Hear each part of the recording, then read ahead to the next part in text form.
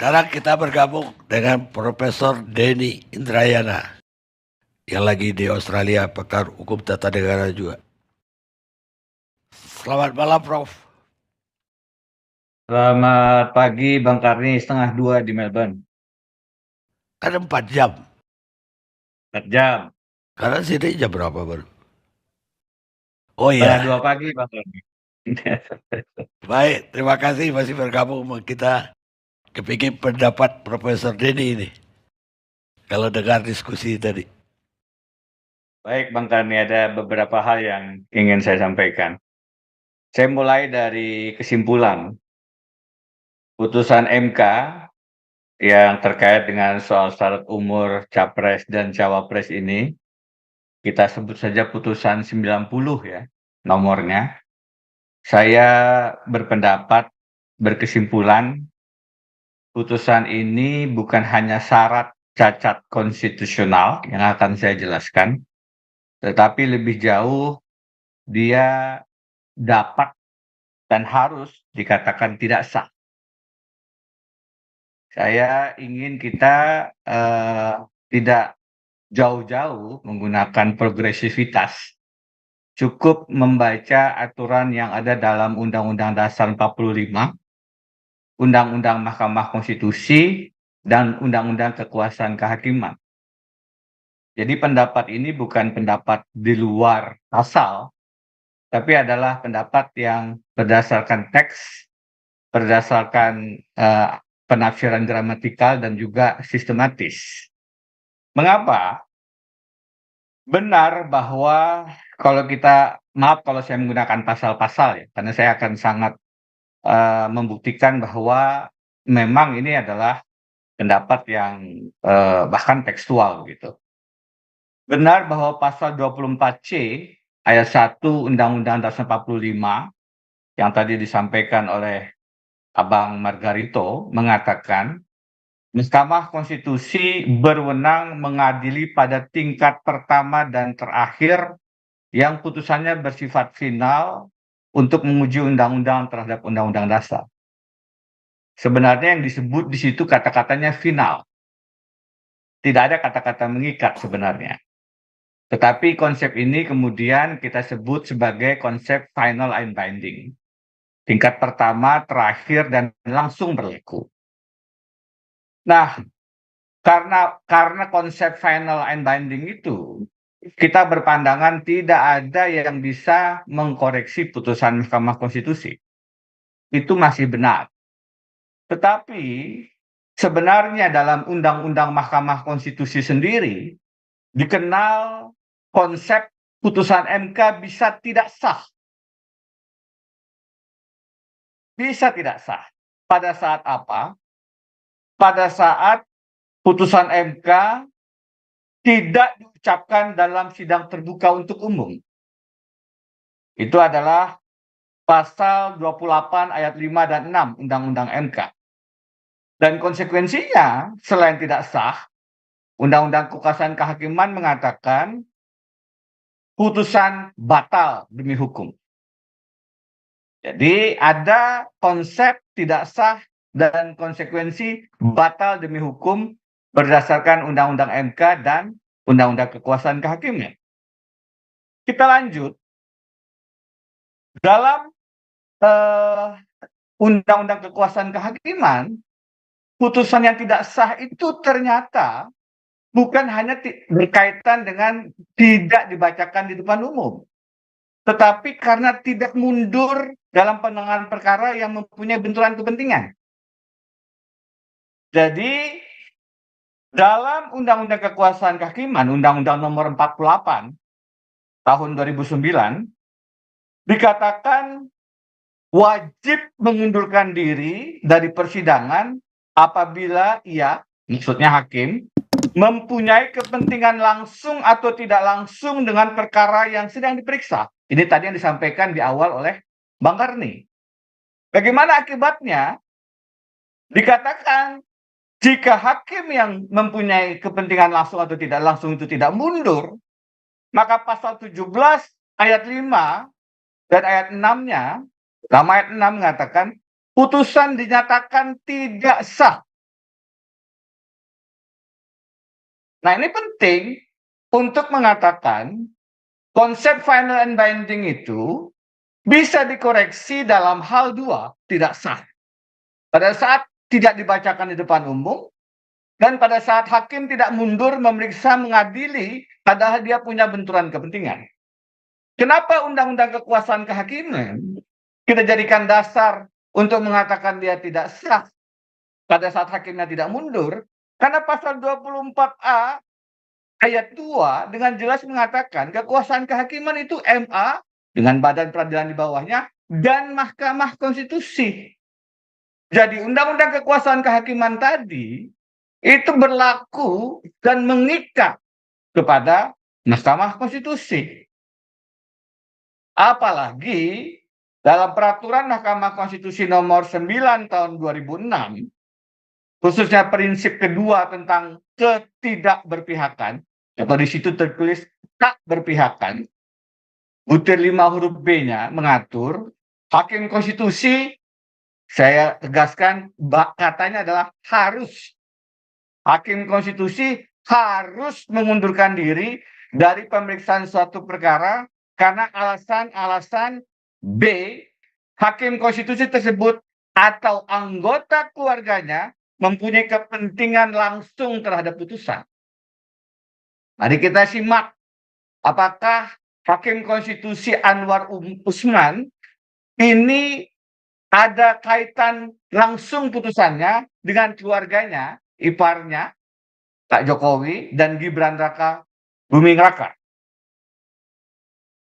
Mengacu pada kewajiban hukum bahwa hakim harus mengundurkan diri jika perkara yang ditanganinya mempunyai benturan kepentingan, sebagaimana tadi diatur dalam Undang-Undang Kekuasaan Kehakiman, dan ada kepentingan langsung keluarganya yang diatur dalam Kode Etik Perilaku Hakim Konstitusi, maka dengan penafsiran gramatikal dan sistematis yang tadi saya sampaikan, harus disimpulkan tidak mundurnya Hakim Konstitusi Anwar Usman dalam perkara-perkara yang terkait syarat umur capres dan cawapres ini menyebabkan putusannya itu syarat benturan kepentingan dan membawa konsekuensi tidak sah. Yang bicara bukan Denny Indrayana, yang bicara adalah Undang-Undang Mahkamah Konstitusi sendiri tentang ada kemungkinan putusan tidak sah, Undang-Undang Dasar dan Undang-Undang Kekuasaan Kehakiman. Pandangan saya terkait dengan bagaimana Saudara Anwar Usman, Ketua MK, masih memeriksa, mengadili, dan bahkan memutus perkara-perkara syarat umur ini, menurut saya sangat jelas ada benturan kepentingan. Dan kenapa demikian? Apalagi putusan nomor 90. Kenapa? Karena dalam putusan 90 itu pemohonnya dengan jelas menuliskan argumentasi dia meminta agar syarat umur itu menjadi pernah menjabat atau pernah menjadi kepala daerah. Yang dia contohkan adalah Gibran Raka Buming Raka. Baca dalam butir 9, 16, dan 20 permohonan. Dengan jelas disebut contohnya adalah Gibran.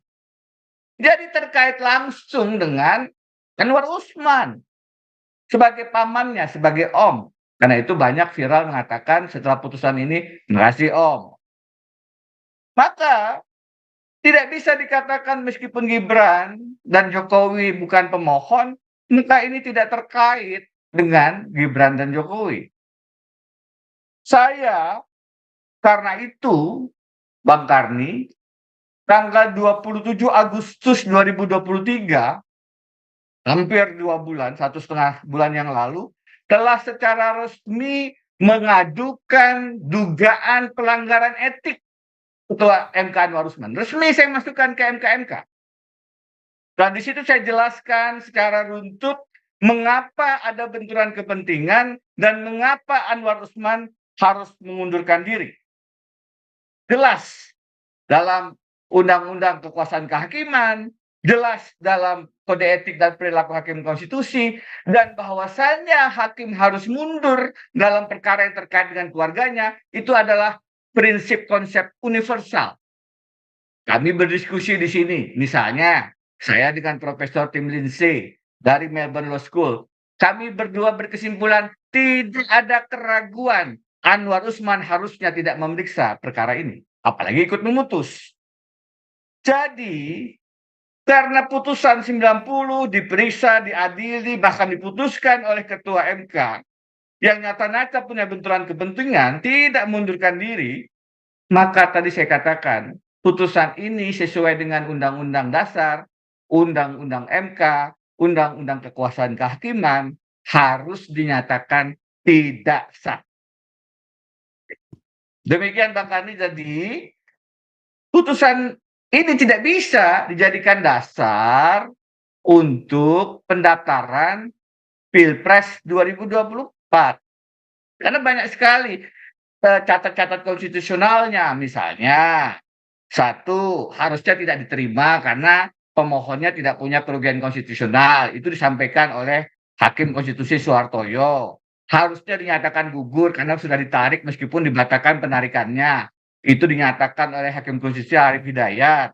Harusnya meskipun putusannya itu ditolak, kalaupun diterima, harusnya ditolak sebagaimana putusan-putusan sebelumnya. Yang kalau kita runtut dari dissenting opinion, putusan yang awal-awal menolak itu karena menurut Saldi Isra dan menurut dissenting opinion Arief Hidayat, karena tidak ada Ketua MK Anwar Usman di sana. Bahkan kalau kita lihat putusan yang mengatakan kepala daerah ini kan hanya dibuat oleh 3 orang. 2 orang yang lain yang konkuring kan hanya pada dasarnya gubernur dan kepala daerah tingkat provinsi. Sehingga disajikan dengan diagram Venn oleh Hakim Konstitusi Saldi Isra bahwa ini putusan yang terburu-buru. Jadi saya ingin berikan komentar tentang waktu tadi, Bang Karni.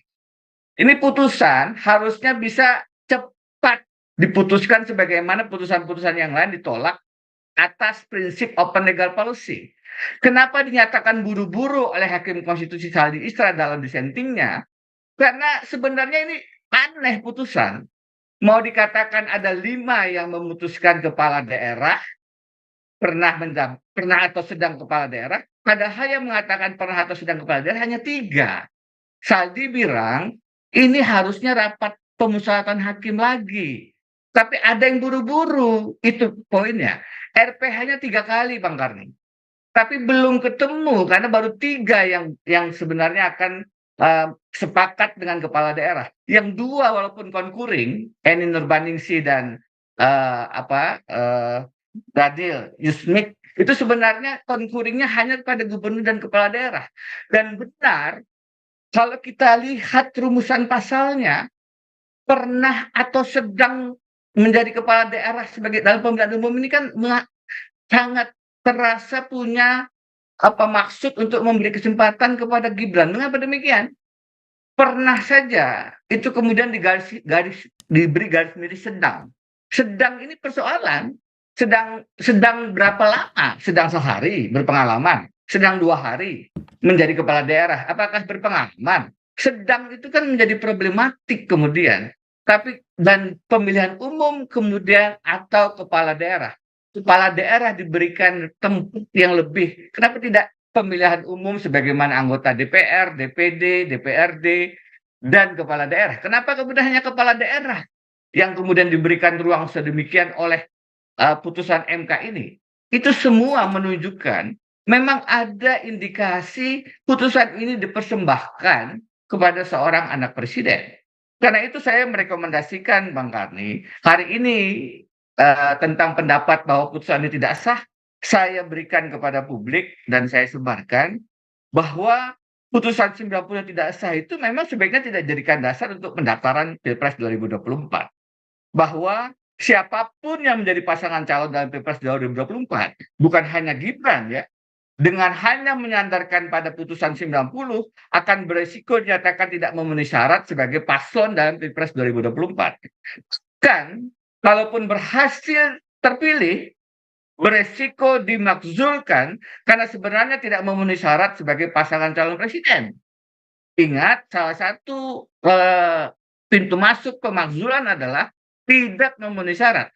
Kalau ini kemudian bergulir dan kemudian putusan MK-nya memang dinyatakan tidak sah, meskipun nanti siapapun pasangan Gibran misalnya itu terpilih sekalipun, maka dia bisa menjadi pintu masuk pemakzulan.